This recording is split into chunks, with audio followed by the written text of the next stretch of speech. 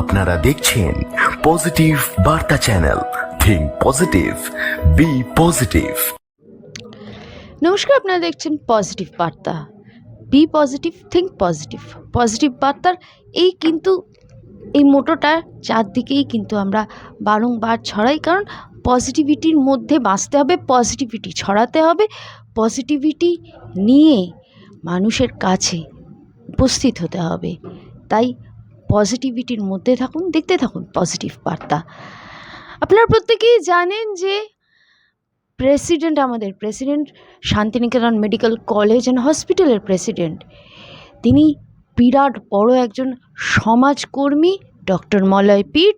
তিনি খুব রিসেন্টলি কাজাকিস্তানে গেছিলেন। World book of records achiever award তার হাতে কাজাকিস্তানে তুলে দেওয়া হয়েছে। ভারতবর্ষের থেকে তিনি গেছেন এবং এই যে বিরাট সমাজ সচেতন সমাজকর্মী, তিনি এই যে বিরাট একটা জায়গায়, বিশ্বব্যাপী একটা জায়গায় তিনি পৌঁছেছেন, তার এই সামাজিক মূল্যবোধ দিয়ে, সামাজিক দায়িত্ব দিয়ে সেটা কিন্তু বিশ্ববন্দিত হয়েছে। আসুন আমরা কথা বলে নিই আমাদের ওয়েস্ট বেঙ্গল মিডিয়া ফোরামের যিনি মুখপাত্র আছেন, শ্রীযুক্ত কার্তিক ব্যানার্জি মহাশয়ের সাথে। তিনি কি বলেন ডক্টর মলয় পিটের এই বিশ্ববন্দিত world book of records achiever award নিয়ে জেনে নেব কার্তিকদার কাছ থেকে। আসুন কার্তিকদার সাথে কথা বলে নিই। নমস্কার কার্তিকদা।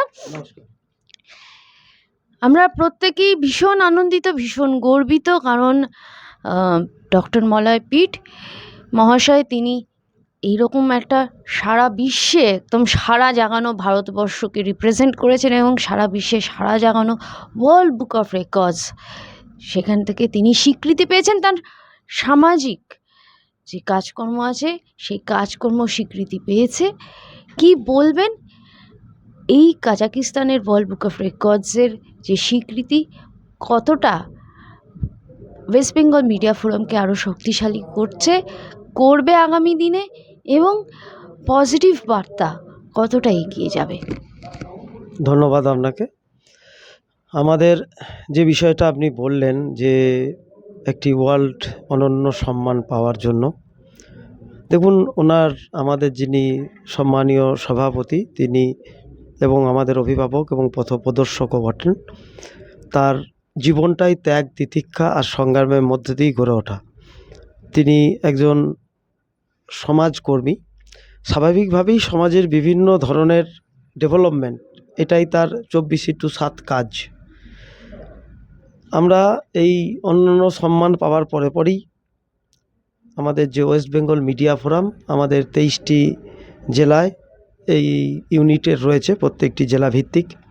আমরা প্রায় কম বেশি অনেক জেলাতেই তার এই অনন্য সম্মান পাওয়ার জন্য আমরা বিভিন্ন ধরনের তাকে শুভেচ্ছা জানানোর জন্য আমরা কোথাও হসপিটালে রুগীদের ফল মিষ্টি বিতরণ, কোথাও হচ্ছে রক্তদান কর্মসূচি, কোথাও আমরা পথচারী মানুষদের জল, কোথাও হয়তো যে সমস্ত প্রসূতি মায়েরা ভর্তি আছেন তাদের বিভিন্ন ধরনের খাদ্য সামগ্রী বিতরণ, এগুলো আমাদের ওয়েস্ট বেঙ্গল মিডিয়া ফোরামের বিভিন্ন জেলা ইউনিট সদস্যরা করেছেন। কারণ আমরা তার কাছে এটাই জানিয়েছিলাম যে তিনি এইটাই পছন্দ করেন। আমাদের তরফ থেকে তাকে সবথেকে বড় শ্রদ্ধা জানানো এই সমাজ কল্যাণমূলক কাজের মধ্য দিয়ে আমরা তাকে এটা শ্রদ্ধা জানিয়েছি।